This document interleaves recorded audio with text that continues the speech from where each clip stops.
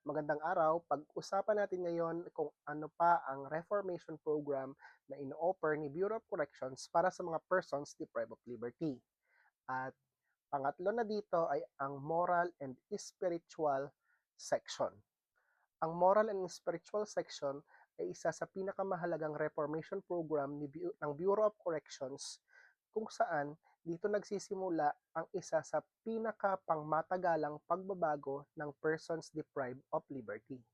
Hindi lamang nito tinutulungan ang panglabas na asal, di higit na binibigyang halaga ang pagbabago ng kalooban, konsensya, pag-iisip ng isang tao. Sa pagkakataong ito, binibigyan ang bawat individual o persons deprived of liberty na huminto, magnilay at harapin ang pagkukulang ng may katapatan at pananagutan. Walang personalan kundi may layuning ituwid ang landas na minsan ay naligaw. Sa pamamagitan ng mga values formation at spiritual guidance at mga gawain na nakatuon sa pananampalataya at etiketa, muling pinagtitibay ang pagkakaiba ng pagkakamali at tama. Dito, tinuturuan ang mga PDL na igalang ang buhay, batas at dignidad ng kapwa. Ang mga aral na ito ay nagsisilbing gabay upang mabuo ang disiplina, pagpigil sa tukso, kakayahang magdesisyon ng may malasakit, integridad, kahit walang nagbabantay. Mahalaga ang seksyon ng moral and spiritual dahil kung ang isang tao ay may matibay na pundasyon ng moral at spiritual, mas nagiging handa siyang tumanggap ng pagbabago. Ang pananampalataya, anumang anyo, ay nagiging sandigan upang maibalik ang pag-asa, tiwala sa sarili at layunin sa buhay.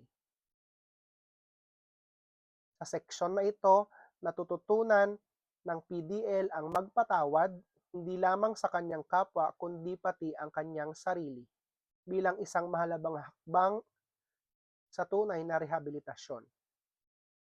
Sa kabuuan, ang moral and spiritual section ay hindi simpleng programa ng panalangin o mga aral ng Biblia. Ito ay proseso ng muling paghubog ng pagkatao.